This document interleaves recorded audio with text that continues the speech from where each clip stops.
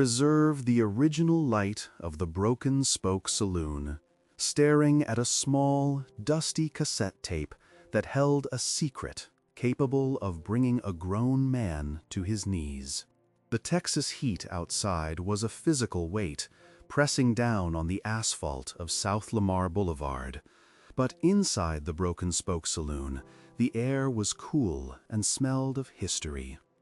It was a scent composed of decades of spilled Lone Star beer, floor wax, old cedar, and the faint, lingering perfume of 1,000 two-stepping couples who had spun across the low-ceilinged dance floor. The neon lights buzzed with a familiar electrical hum, a sound that usually comforted George, reminding him of his earliest days trying to make a name for himself in honky-tonks just like this one. But today, the red glow of the neon sign reflected in his eyes with a melancholy that no amount of cold beer could wash away. He was not here to perform. He was not here to shake hands or sign autographs. He sat in a booth far in the back, the brim of his resistol hat pulled low enough to shadow his face, though the few regulars who glanced his way knew exactly who he was. They gave him his space. That was the Texas way. If the king wanted to sit in silence and stare at the grain of the wooden table, you let him. George's large, calloused hands rested on the table, motionless. Between them lay the object that had driven him out of his ranch and into the solitude of the city, seeking a place where the noise of the world might drown out the noise in his heart. It was a microcassette, the kind used in the early '80s for dictation or quick memos. The plastic casing was scratched, the label yellowed and peeling at the corners, with a date scrawled in blue ink that was barely legible. He had found it only 3 hours ago, but those 3 hours felt like a lifetime. The silence in the booth was heavy, filled with the ghosts of the past.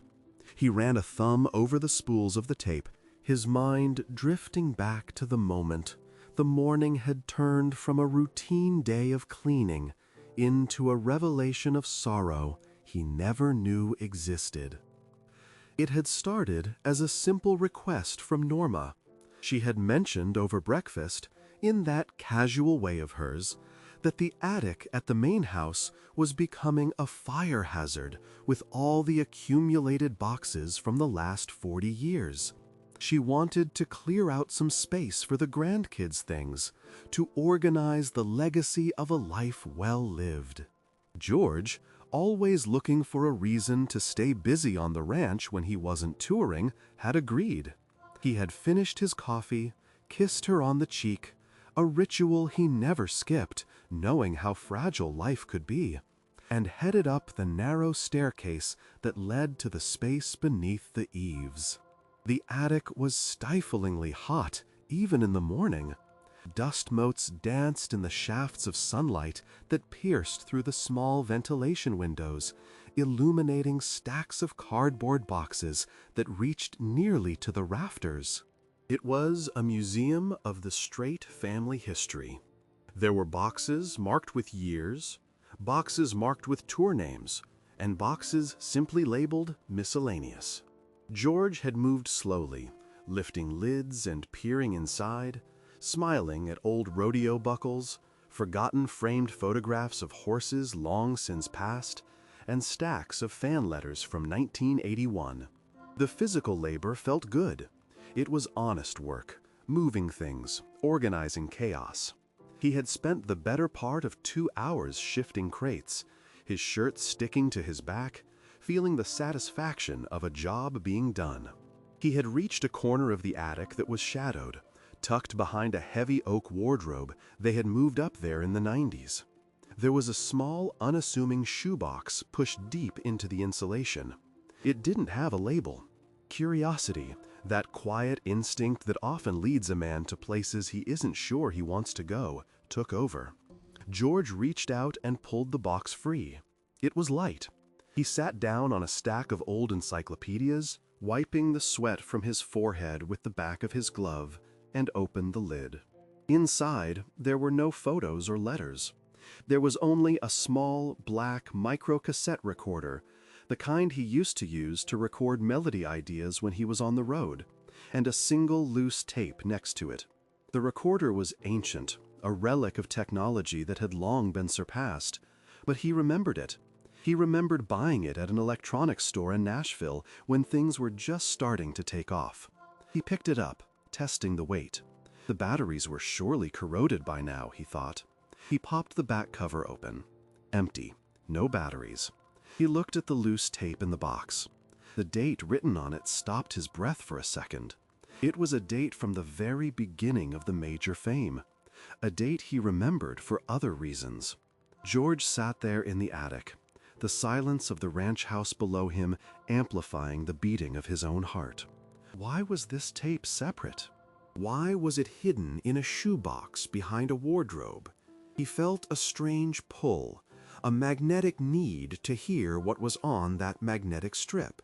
He knew he had a drawer full of old electronics in his office downstairs. Leaving the mess of the attic behind, he carried the recorder and the tape down the stairs, his boots heavy on the wooden steps. The house was quiet. Norma had gone into town for groceries. It was just him and the memories. In his study, he rummaged through a drawer until he found a pack of fresh batteries. He slotted them into the device, hearing the click of the plastic cover. He inserted the tape. His finger hovered over the play button. He expected to hear a rough demo of a song, maybe a melody he had hummed and forgotten, or perhaps a dictation of a set list. He pressed the button. The sound of static hissed through the tiny, tinny speaker, loud and harsh in the quiet room. George adjusted the volume wheel, turning it down slightly. The static continued for 5 seconds, then 6. He was about to stop it, thinking the tape was blank, when the static broke.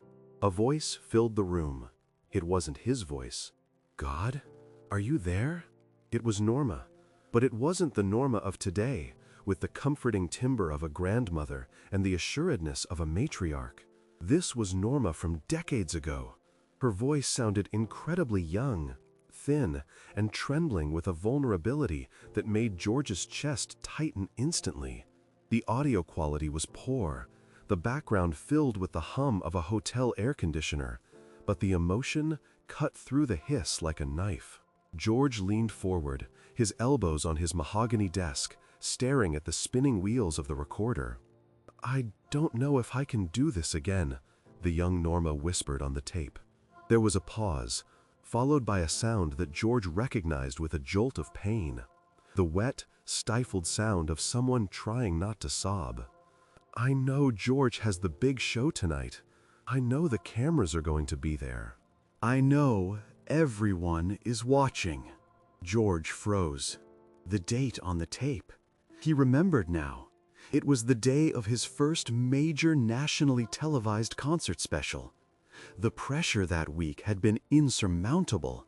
He remembered being a nervous wreck, snapping at the band, pacing the hotel room, terrified that he would forget the lyrics or that his voice would crack. He remembered Norma being quiet that day.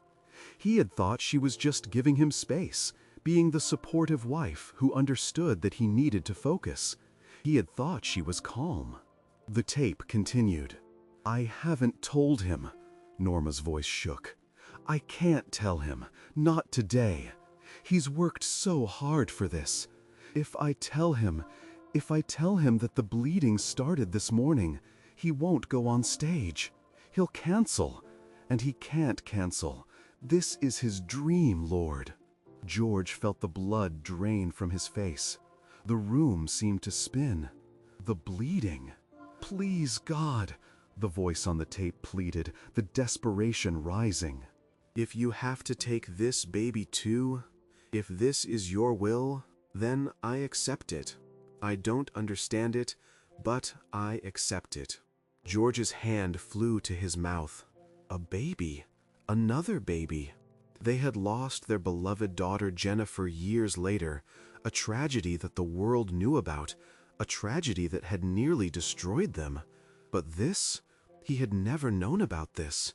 He knew they had struggled, but he had no idea that on that specific day, the day he was being crowned a superstar, his wife was in the bathroom of a hotel suite, losing a child. "But God," Norma continued, her voice cracking into a whisper that was more powerful than any scream, "I have one request, just one. If you take this little one, please, please do not let George lose his faith in you. Don't let his heart turn hard. He is a good man, Lord. He loves you. If he knows we lost another one, he might turn away from you. He might get bitter. And I can't watch him become a bitter man. So I will carry this alone today. I will smile. I will clap in the front row. I will be strong for him. Just please protect his heart. Let him keep his light." The tape clicked off. The static returned. George sat in his study, the silence now deafening. He fell from his chair, his knees hitting the rug with a thud, not feeling the impact. He gasped for air, as if the room had suddenly been vacuumed of oxygen. The magnitude of what he had just heard was too large to comprehend all at once. It was a physical blow. He replayed the words in his mind. "I will carry this alone today." He remembered that night. He remembered walking out on stage, the lights blinding him, the roar of the crowd. He remembered looking down at the front row and seeing her, Norma. She was wearing a blue dress. She was smiling. She looked radiant. She had blown him a kiss. When the show was over, she had hugged him, told him he was wonderful, and held his hand all the way back to the hotel. She had listened to him ramble for hours about the adrenaline, the mistakes he thought he made, the record executives who were happy. She had listened to him celebrate while she was grieving a death he didn't even know had happened. George grabbed the recorder, ejected the tape, and shoved it into his pocket. He couldn't stay in the house. He felt like an intruder in his own life. A man who had been walking around blind for 40 years while his wife carried the weight of the world on her shoulders to clear his path. He needed to drive. He needed to think. And that was how he ended up here, at the Broken Spoke, staring at the table, the tape sitting there like a judgment. The waitress approached his booth, a young woman with tired eyes and a kind smile. She held a fresh bottle of beer, hesitating before setting it down. "Mr. Strait," she asked softly, "can I get you anything else? Some water, maybe?" George looked up, his eyes red-rimmed. It took him a moment to focus on her face. He cleared his throat, his voice rasping. "No, darling. This is fine. Thank you." She nodded and walked away, sensing the aura of sorrow that radiated from him. George picked up the tape again. He turned it over in his fingers. The plastic was cold. He thought about the strength it took for a 20-something-year-old woman to make a deal with God. Not to save the baby, she seemed to know that was already lost, but to save her husband's soul, to save his capacity for joy. He felt a wave of shame so intense it burned his skin. How self-absorbed had he been? How much of his career was built on the silent suffering of the woman he loved? He had always credited her for being his rock, but he realized now that rock was too small a word. She wasn't just a rock. She was the foundation, the walls, and the roof. She was the only reason he was still standing. He thought about the lyrics of the songs he sang, songs about heartache, about love lost and found, about the cowboy way of life. He had sung them with emotion, sure, but he realized he didn't know the half of what true sacrifice was. Norma had defined it in a 10-second prayer on a magnetic tape. The air conditioner in the Broken Spoke rattled, kicking into a higher gear. George took a sip of the beer, but it tasted like ash. He needed to go back. He needed to face her, but he was terrified. How do you look at someone who has loved you that much, who has protected you from your own darkness at the cost of her own comfort, and find the words to say, "I know"? He closed his eyes, and the flashback took him completely. The sounds of the broken spoke faded, replaced by the sounds of 1982. The sterile hum of a hotel room, the smell of hairspray and cheap coffee, the feeling of a silk shirt that was too tight at the collar. He was back there. It was the morning of the show. He was pacing the floor, holding a guitar, strumming a chord aggressively. "This doesn't sound right," the young George said, frustration in his voice. He looked at the bathroom door. "Norma? Honey? Does this G chord sound flat to you?" The bathroom door was closed. Inside, unbeknownst to him, his wife was clutching the sink, her knuckles white, tears streaming down her face as she whispered into a recorder, trying to stabilize her voice before she came out to reassure him. "Norma?" he called again, impatient. The door opened. Norma stepped out. She was pale, yes. He remembered that now. He had thought it was the lighting. She had put on fresh lipstick. She smiled at him. It was a weak smile, but it was there. "It sounds perfect, George," she had said. Her voice was steady. "You sound perfect. Don't worry about the chords, just sing from the heart." "I just don't want to mess this up," young George had said, putting the guitar down and running a hand through his hair. "Everything rides on this." "You won't mess it up," she had said, walking over to him. She placed a hand on his chest. Her hand was cold. "You are going to be amazing. God has a plan for you, George. A big plan." "I hope so," he had replied, sighing. "I just feel like if this goes wrong, I don't know what I'll do." "It won't," she insisted. "And even if it did, we have each other. That's enough, isn't it?" He had hugged her then, a quick, distracted hug. Yeah, of course. Hey, I need to go down to sound check. Are you coming?" "I'll be down in a little bit," she had said. "I just need to fix my hair. You go ahead." "Okay, love you. Love you too, George." He had walked out that door. He had left her alone in that room with her grief and her recorder.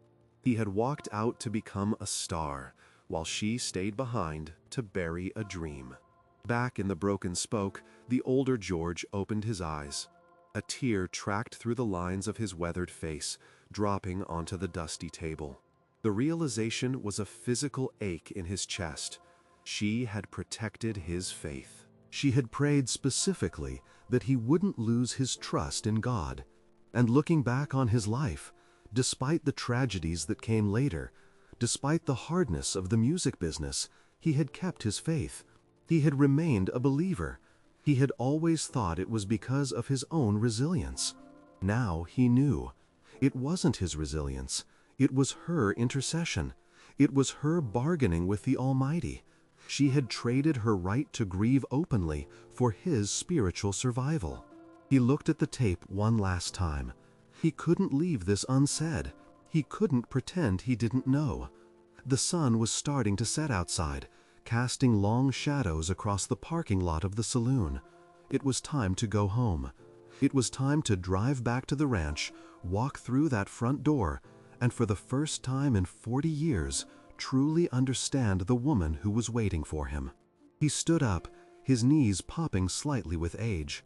He placed a $20 bill on the table for the beer he barely touched. He picked up the cassette tape and placed it into his shirt pocket, right over his heart. He adjusted his hat, took a deep breath, and walked toward the exit. The journey back to the ranch would be the longest drive of his life. Every mile a measure of the distance between what he thought he knew and the truth of her love. As he pushed open the heavy wooden doors of the broken spoke, the Texas heat hit him again, but this time it felt different. It felt like a fire he had to walk through to get to the redemption on the other side. He walked to his truck, his boots crunching on the gravel, the sound echoing like a heartbeat. He climbed in, started the engine, and turned the truck toward the hill country. He had to ask her about the date. He had to know the full story. But mostly, he had to thank her for saving him when he didn't even know he was in danger. The drive from Austin back to the ranch in the hill country was usually a time for George to decompress, to watch the Texas landscape shift from the concrete sprawl of the city to the rolling, mesquite-dotted hills that he called home. But tonight, the interior of his King Ranch truck felt like a confessional booth. The hum of the tires on the asphalt was a monotonous drone that seemed to mock him, a low-frequency vibration that traveled up through the seat and settled in his bones. He didn't turn on the radio. The idea of hearing music, even his own, or the voices of his heroes like Merle or Jones, felt wrong. It felt trivial against the recording burning a hole in his shirt pocket. As the mile markers blurred past, illuminated by his headlights cutting through the deepening twilight, George's mind refused to stay in the present. The road ahead disappeared, replaced by the blinding white lights of a dressing room in 1982. The memory was so vivid, so tactile, that he could smell the hairspray and the stale cigarette smoke that permeated every venue back then. He was back there. The date on the tape. In the memory, the room was chaotic. People were rushing in and out. Managers, stagehands, a makeup artist trying to dab powder on his forehead. The young George was vibrating with energy, a mixture of terror and exhilaration. This was the moment. The cameras were huge, lumbering beasts on wheels, positioned all around the stage. Millions of people would see this. 5 minutes, George! 5 minutes to air! A stage manager had bellowed, sticking his head through the door. Young George had spun around, looking for the one person who could ground him. "Norma! Where's Norma?" And there she was, sitting on a folding metal chair in the corner, clutching her purse with both hands. In the flashback, George now saw details his younger self had completely missed. He saw the way her knuckles were white, straining against the leather strap of her bag. He saw the sheen of perspiration on her upper lip, which he had dismissed as just the heat of the room. He saw the way she took shallow, careful breaths, as if breathing too deeply would shatter something inside her ribcage. "Hey," young George had said, crouching down in front of her. His adrenaline was so high he was practically bouncing. "You okay, babe? You're awfully quiet. You're not nervous for me, are you?" Norma had looked up. Her eyes were glassy. At the time, he thought it was pride. Now, driving his truck 40 years later, he gripped the steering wheel so hard his leather gloves creaked. It wasn't pride. It was agony. It was the look of a woman whose body was actively betraying her, whose womb was contracting in grief, yet who was forcing her facial muscles into a mask of support. "I'm just taking it all in, George," she had whispered. Her voice was tight. "It's a big night." "The biggest," he had grinned, oblivious. "I'm gonna go out there and kill it, and then we're gonna celebrate. Champagne, the works." "Maybe we'll order room service and stay up all night talking about it." A flicker of pain had crossed her face then, a micro-expression that lasted less than a second. She knew there would be no celebration for her. She knew the night would end in tears she would have to hide in the shower. But she reached out and touched his cheek. "Go get him, cowboy," she said. "Don't worry about me. I'll be right there in the front row. If you get scared, just look for me." "I always do," he had said. He kissed her forehead, stood up, and walked toward the roar of the crowd. The truck swerved slightly as the present-day George wiped a hand across his eyes. The shame was a hot, physical thing in his gut. He had walked away. He had left her bleeding in a folding chair to go sing songs about love. The flashback shifted. He was on stage now. The lights were hot, searing his skin. The band kicked into the opening number. The crowd erupted. It was a wall of sound, a wave of adoration. He felt 10 feet tall. He sang with everything he had, his voice clear and strong, projecting the image of the stoic, romantic hero. And down there, just past the edge of the stage, in the center of the front row, was Norma. George slowed the truck down as he navigated a winding curve of the ranch road. He replayed that concert in his mind, but this time he didn't watch himself. He watched her. He remembered looking down during a ballad. She was clapping. She was smiling. But now, with the truth revealed by the tape, he reconstructed the scene. He imagined what was happening beneath the blue dress. The cramping must have been unbearable. The physical sensation of losing a life, drop by drop, while surrounded by screaming fans, while bright lights swept over the audience. Every time the camera crane swooped over the crowd, she had to look happy. She had to look like the proud wife of the rising star. She was performing too, and her performance was infinitely harder than his. He had sung Unwound that night. He had sung Down and Out. Songs about problems that could be fixed with a whiskey or a new romance. Meanwhile, 10 feet away, she was making a covenant with God. If you take this baby, don't let him lose his faith. The words from the tape echoed in the cabin of the truck. George slammed his hand against the dashboard.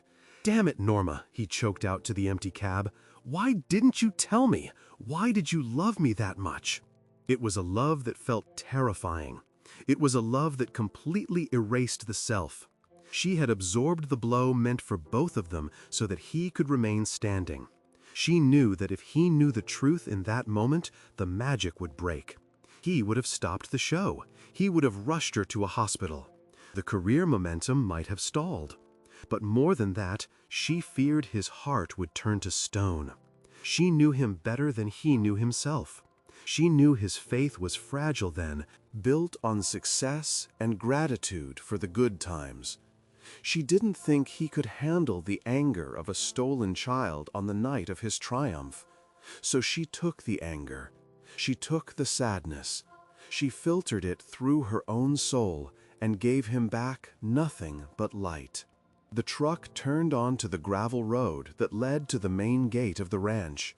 The familiar sound of stones crunching under the tires usually signaled peace. Tonight, it sounded like a gavel coming down. The ranch house stood on the hill, its windows glowing with a warm yellow light against the dark Texas sky. It looked like a sanctuary.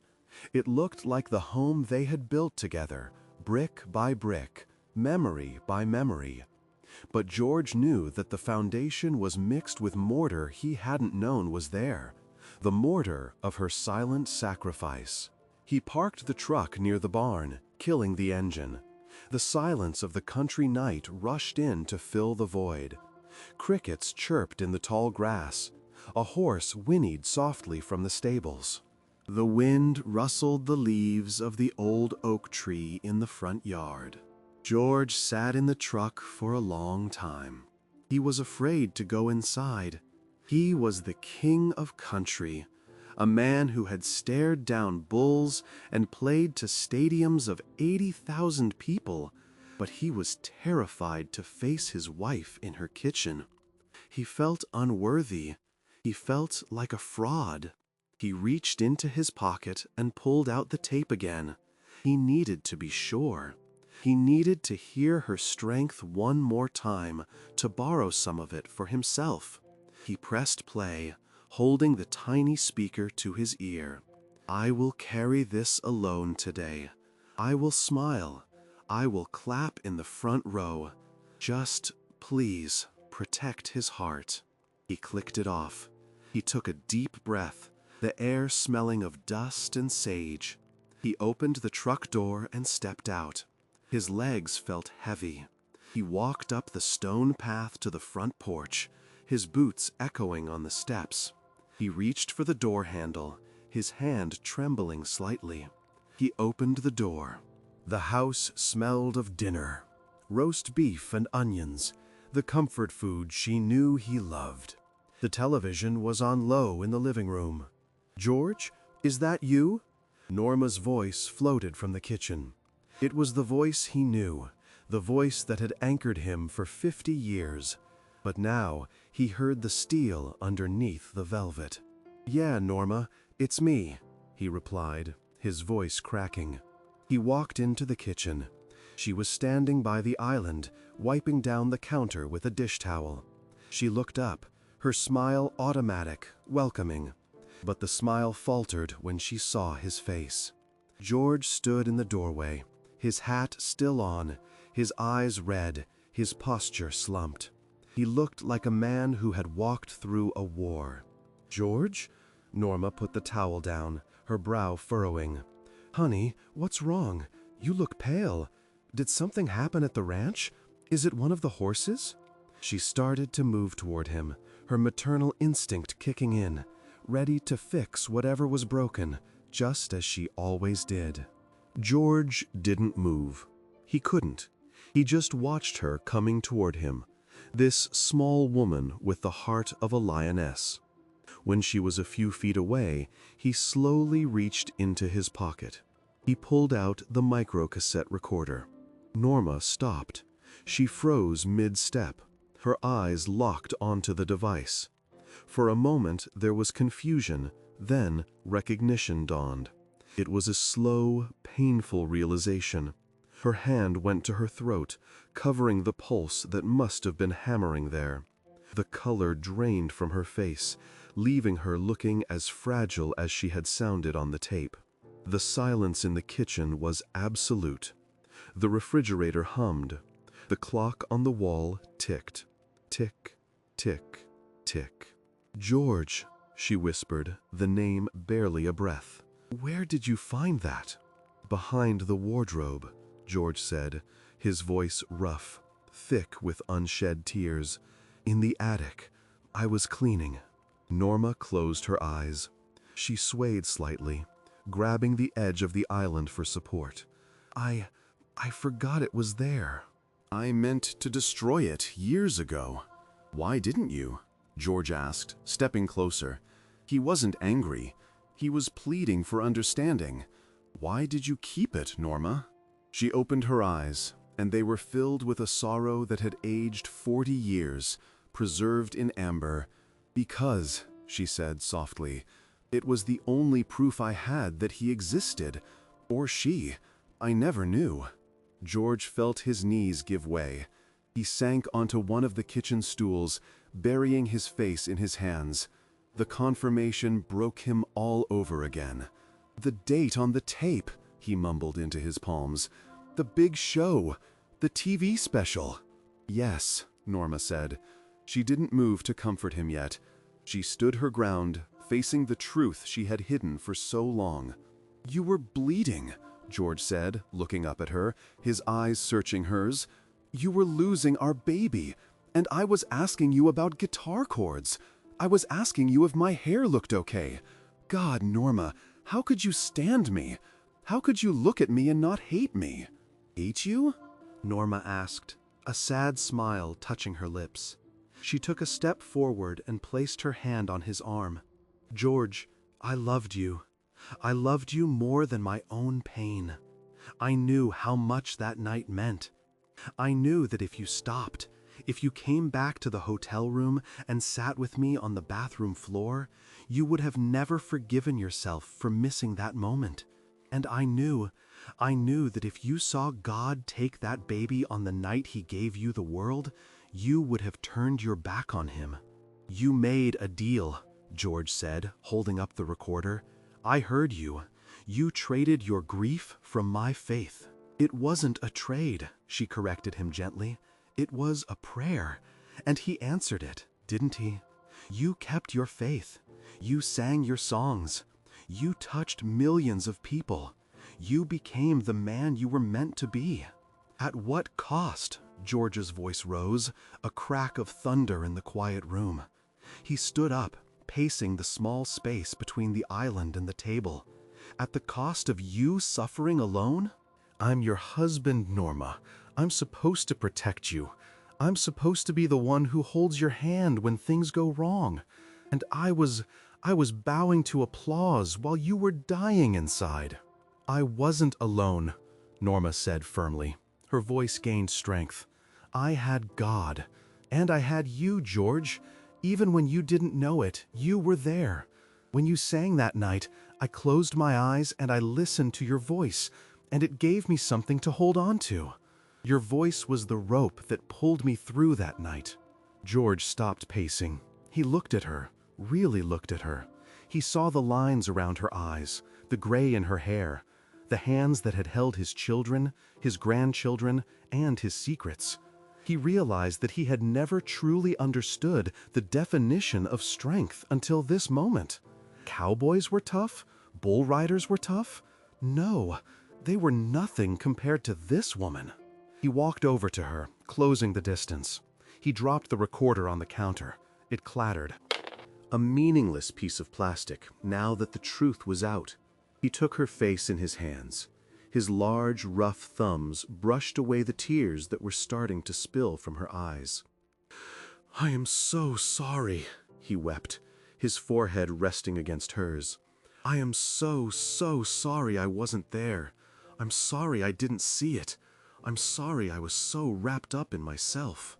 "Shh," Norma soothed, her hands coming up to hold his wrists. "You didn't know. You couldn't have known." "I should have known," he insisted. "I should have felt it. A husband should know when his wife is in that kind of pain." "We were young," she whispered. "We were just kids, really, trying to survive." "I want to know everything," George said, pulling back slightly to look into her eyes. "I want to know about the baby. Did you name him? Did you name her?" Norma nodded slowly, fresh tears falling. "I called him Jacob, in my mind, because I wrestled with God that night, just like Jacob."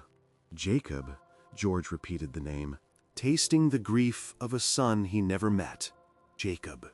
He pulled her into his arms then, crushing her against his chest. He held her with a ferocity that startled them both. He held her for the young woman in the blue dress who sat in the front row. He held her for the lonely hours in the hotel room. He held her for the 40 years of silence. But as they stood there in the kitchen, rocking slowly, George knew the story wasn't over. There was something else on the tape, the end of the recording. He remembered the last part, the part he hadn't fully processed in the bar because the shock had been too great.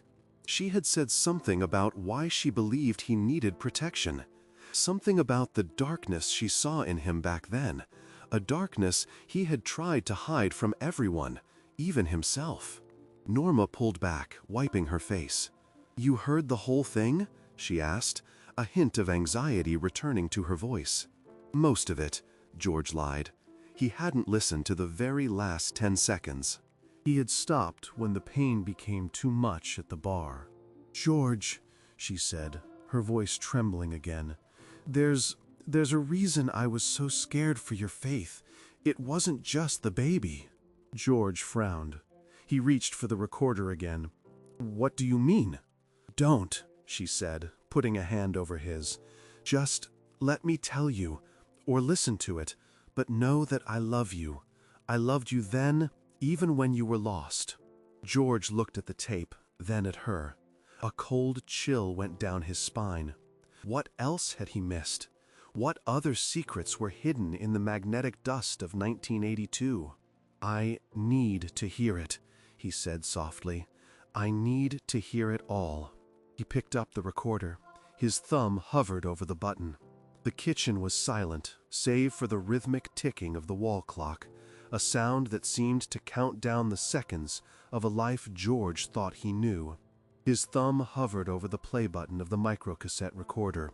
Norma stood across from him, her hands gripping the edge of the granite island, her knuckles white. She looked like a woman waiting for a verdict. George pressed the button. The hiss of the tape returned, filling the space between them. Then Norma's voice, young and trembling, cut through the static once more. It picked up right where the previous recording had left off. "Just, please, protect his heart. Let him keep his light." There was a pause on the tape, a long intake of breath, and then the voice dropped an octave, becoming almost a conspiratorial whisper to the Almighty. "Because, Lord, I see him changing. I haven't told anyone, but I see it. The way he looks in the mirror lately. The way he reaches for the bottle a little quicker after a bad set. The way he gets angry when the spotlight isn't on him. The fame. It's a fire god, and he's walking right into the middle of it. George felt a cold sweat break out on the back of his neck. He stared at the spinning wheels of the cassette. "He's teetering on the edge," the young Norma continued, her voice thick with tears. "He thinks he's invincible. If I tell him about this baby, if I tell him we lost Jacob today, he won't just grieve. He will rage. He will use it as an excuse to let go of the reins. He'll say that if you can take an innocent child, then nothing matters. He'll drink to drown the pain, and he won't stop. I know him. He's a wild horse trying to break free of the fence. If this fence breaks, I'll lose him forever.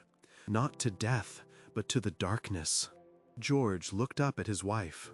The present-day Norma had tears streaming down her face, but she didn't look away.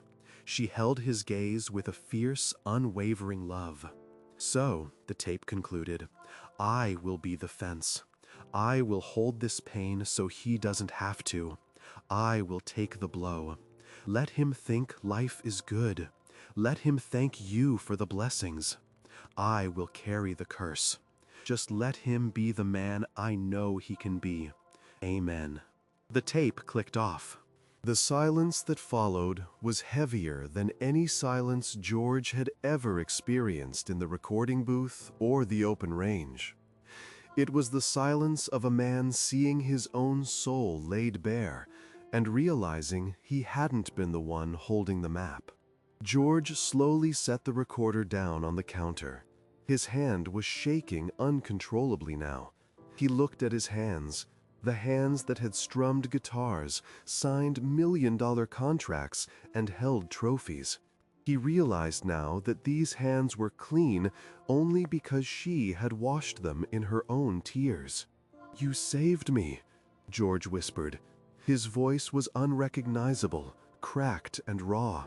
"You weren't just protecting my feelings, you were saving me from myself." Norma walked around the island. She moved slowly, her steps heavy with the weight of the memory. She stopped in front of him. "I saw who you were becoming, George. That year, 1982, it was a whirlwind. You were getting harder. You were starting to believe your own press. I knew that if tragedy struck you then, in that state of mind, you would have crumbled.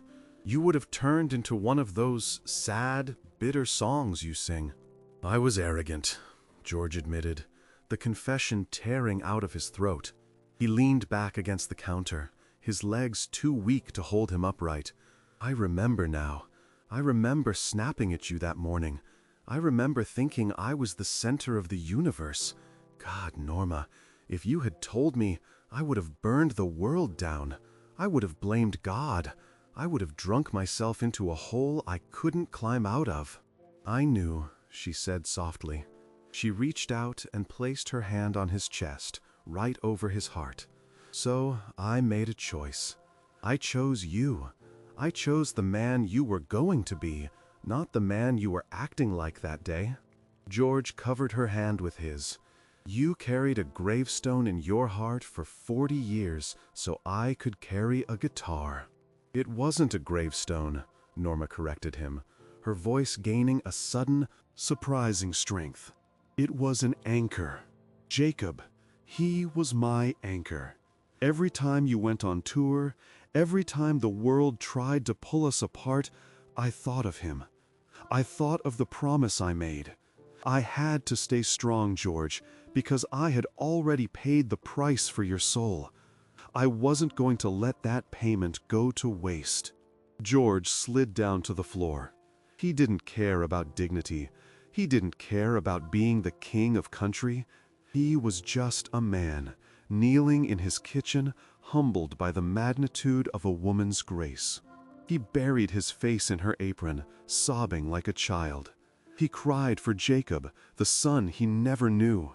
He cried for Jennifer, the daughter they had lost later, realizing now that Norma had faced that second tragedy with a scar tissue he hadn't even known existed. He cried for the arrogance of his youth and the blindness of his adulthood. Norma knelt with him. She wrapped her arms around his shoulders, rocking him back and forth on the cold tile floor. She didn't say, "It's okay." It wasn't okay. It was life. It was brutal and beautiful and terrifying. She just held him, letting him finally feel the weight she had carried alone for 4 decades. They stayed there for a long time, the shadows in the kitchen lengthening as the night deepened outside. The only sound was George's ragged breathing and the wind howling softly against the window panes, a lonely Texas lullaby. Finally, George pulled back. He wiped his face with his sleeve, his eyes swollen but clear for the first time in years. He looked at the cassette recorder on the counter. "We can't leave it there," he said. His voice was steady now, filled with a new resolve. "What do you mean?" Norma asked, wiping her own eyes. "Jacob," George said. "He never had a funeral. He never had a goodbye. You did it all internally. You turned yourself into a tomb for him. It's time to let him out, Norma. It's time to let him rest. And it's time for me to carry my share of the load." He stood up and offered his hand to his wife. She took it, and he pulled her to her feet. "Get your coat," George said gently, "and grab the tape." They walked out of the back door of the ranch house into the vast, star-studded darkness of the hill country. The air was crisp, smelling of cedar and damp earth. The moon was a sliver of silver hanging low over the horizon. George led her past the manicured lawn, past the stables where the horses slept, and out toward the old oak tree that stood at the edge of the property, overlooking the valley. It was a spot they both loved. It was where they had sat on summer evenings watching the sunset. It was a place of peace. When they reached the tree, George stopped. He knelt down in the dirt, not caring about his jeans. He began to dig a small hole with his bare hands. The ground was hard, resistant, but he dug with a fervor, his fingers clawing at the Texas soil until he had created a small, shallow resting place. He looked up at Norma. She was holding the cassette tape in her hand, clutching it like a rosary. "I never named him out loud," she whispered to the night wind, "only in my head." "Say it now," George said. "Tell the world, tell God, tell me." Norma took a deep breath, her voice trembling but loud enough to carry across the valley. "His name is Jacob. He was our son, and he saved his father." She knelt beside George and placed the cassette tape into the hole. It was a tiny plastic object, insignificant to the eye, but it held the weight of a universe. George looked at the tape lying in the dirt. He reached into his pocket and pulled out a small pocket knife he always carried. He opened it and cut a lock of his own silver hair. He placed it on top of the tape. Then he took Norma's hand and kissed her palm, placing her hand over the hole. "I promise you, Jacob," George said, his voice deep and resonating in the quiet night. "I promise you that the man your mother saved, I will be him. I will earn this. Every song I sing from now on, every breath I take, it's going to be worthy of the price she paid. You didn't die in vain, son. You bought my life." He began to push the dirt back into the hole, covering the tape, burying the secret forever.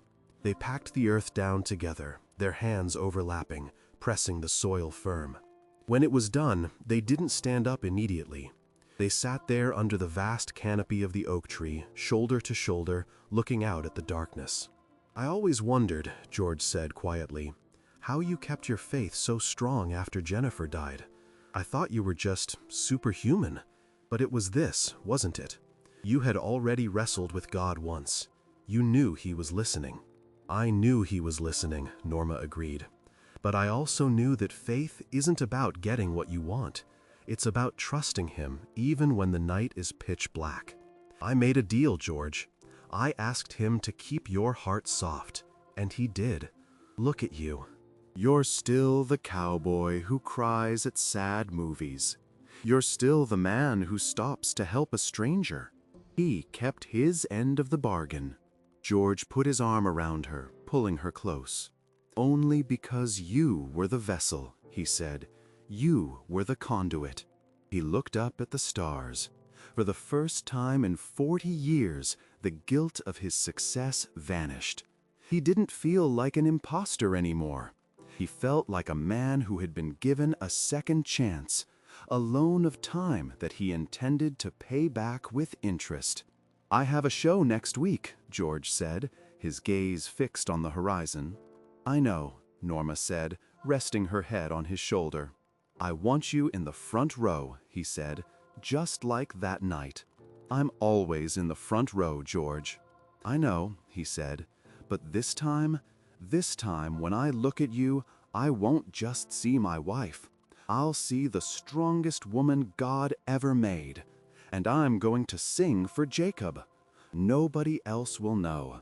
The crowd will think it's just another ballad, but you and I will know.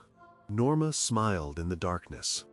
A peace settled over her, a tension releasing from her shoulders that she hadn't realized she was carrying since 1982. The secret was gone. The burden was shared. "Sing it loud, cowboy," she whispered. George stood up and helped her to her feet. They brushed the dirt from their knees. The wind had died down, leaving a profound stillness over the ranch. As they walked back toward the house, the lights in the windows seemed brighter, warmer. They reached the porch. Before opening the door, George stopped and turned to her. He took off his hat, holding it to his chest in a gesture of pure, unadulterated respect. "Norma," he said. "Yes, George?" "Thank you," he said, "for the 10 seconds and for the 40 years." He leaned down and kissed her. It wasn't a Hollywood kiss. It wasn't a kiss for the cameras. It was a kiss of gratitude, of redemption, and of a love that had been tested by fire and found to be gold. They walked inside, closing the door against the night. The house was quiet, but it was no longer empty. It was filled with the truth. And upstairs, in the attic, the empty space where the shoebox had been was no longer a void. It was just a clean corner, ready for new memories. The tape was buried. The past was honored. And George Strait, the king of country, finally understood the true source of his crown. It wasn't the music. It wasn't the fans. It was the woman who had whispered a prayer into a machine and saved his soul.